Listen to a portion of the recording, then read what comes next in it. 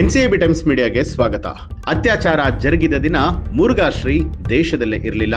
ಎರಡನೇ ಪೋಕ್ಸೋ ಕೇಸ್ನಿಂದ ಖುಲಾಸೆ. ಶಿವಮೂರ್ತಿ ಮುರುಘಾಶ್ರೀ ವಿರುದ್ಧದ ಪೋಕ್ಸೋ ಪ್ರಕರಣದ ಎರಡನೇ ಸಂತ್ರಸ್ತೆ ತನ್ನ ಮೇಲೆ ಲೈಂಗಿಕ ಕೃತ್ಯ ನಡೆದಿರುವಂತದ್ರ ಬಗ್ಗೆ ನಮೂದಿಸಿದ ದಿನ ಶರಣರು ವಿದೇಶ ಪ್ರವಾಸದಲ್ಲಿದ್ರು ಅನ್ನುವಂಥದ್ದು ಸಾಬೀತಾದ ಹಿನ್ನೆಲೆಯಲ್ಲಿ ಎರಡನೇ ದೋಷಾರೋಪದಿಂದ ನ್ಯಾಯಾಲಯ ಖುಲಾಸೆಗೊಳಿಸಿದೆ.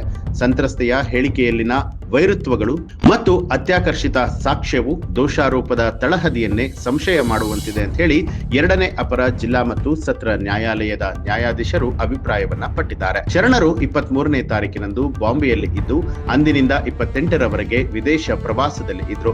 ಅವರ ಪಾಸ್ಪೋರ್ಟ್ ಮತ್ತು ವೀಸಾ ಸ್ಟ್ಯಾಂಪಿಂಗ್ ಮೂಲಕ ಇದು ರುಜುವಾತಾಗಿದೆ. ಹಾಗಾಗಿ 24 ಜುಲೈ 2022ರಂದು ಸಂತ್ರಸ್ತೆ ಆರೋಪಿಯ ಕೋಣೆಗೆ ಹೋಗಿದ್ದು ಅಂದು ಅತ್ಯಾಚಾರ ಜರುಗಿದೆ ಅಂತ ಹೇಳಿ ನುಡಿದಿರುವಂತದ್ದು ಇಡೀ ಪ್ರಕರಣದ ಸತ್ಯಾಸತ್ಯತೆಯನ್ನೇ ಸಂಶಯಿಸುವಂತೆ ಮಾಡಿದೆ. ಸಂತ್ರಸ್ತೆ ಮೊದಲ ಬಾರಿ ಮುರುಘಾಶ್ರೀ ಅವರನ್ನ ಭೇಟಿ ಮಾಡಿದಾಗ ಪಕ್ಕದಲ್ಲಿ ಕುಳ್ಳಿರಿಸಿಕೊಂಡು ತನ್ನ ತಾಯಿ, ಸಹೋದರ, ಕುಟುಂಬದ ಕುರಿತಾಗಿ ಮಾತನಾಡಿದ್ರು.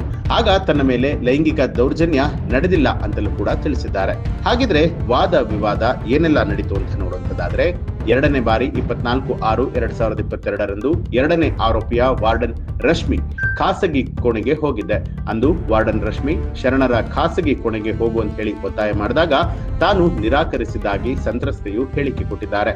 ಇದೇ ಕಾರಣಕ್ಕೆ ವಾರ್ಡನ್ ರಶ್ಮಿ ಸಂತ್ರಸ್ತೆಯ ಮೇಲೆ ಹಲ್ಲೆಯನ್ನ ಮಾಡಿ ಹಾಸ್ಟೆಲ್ನಿಂದ ಹೊರಗಡೆ ಹಾಕಿದ್ರಿಂದ ಸಂತ್ರಸ್ತೆ ಆಟೋ ಹತ್ತಿಕೊಂಡು ಬೆಂಗಳೂರಿಗೆ ಬಂದಿರ್ತಾರೆ. ಸಂತ್ರಸ್ತೆಯು ಪ್ರಕರಣದ ಬೇರೆ ಬೇರೆ ಹಂತಗಳಲ್ಲಿ ವೈದ್ಯರು ಮತ್ತು ನ್ಯಾಯಾಲಯದಲ್ಲಿ ನುಡಿದಿರುವಂತಹ ಹೇಳಿಕೆಗಳು ಪರಸ್ಪರ ವ್ಯತಿರಿಕ್ತವಾಗಿರುವಂತದ್ದು, ಜೊತೆಗೆ ಪದೇ ಪದೇ ತನ್ನ ಹೇಳಿಕೆಗಳನ್ನ ಬದಲಾವಣೆ ಮಾಡಿರುವಂತದ್ದು.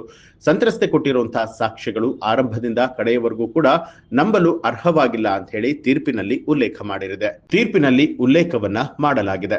ಹಾಗಾಗಿ ಈ ಒಂದು ಪ್ರಕರಣಕ್ಕೆ ಸಂಬಂಧಪಟ್ಟ ಹಾಗೆ ಅತ್ಯಾಚಾರ ಜರುಗಿದ ದಿನ ಮುರುಘಾಶ್ರೀ ಅವರು ದೇಶದಲ್ಲಿ ಇರಲಿಲ್ಲ ಅಂತ ಹೇಳಿ ಎರಡನೇ ಪೋಕ್ಸೋ ಕೇಸ್ನಿಂದ ಶ್ರೀಗಳಿಗೆ ಖುಲಾಸೆಯನ್ನ ಮಾಡಲಾಗಿದೆ. ಇಂತಹ ಹಲವು ಮಾಹಿತಿಗಳಿಗಾಗಿ ಈಗಲೇ ಎನ್ಸಿಎಬಿ ಟೈಮ್ಸ್ ಮೀಡಿಯಾ ಚಾನೆಲ್ ಅನ್ನ ಸಬ್ಸ್ಕ್ರೈಬ್ ಮಾಡಿ ಬೆಲ್ ಐಕಾನ್ ಒತ್ತಿ.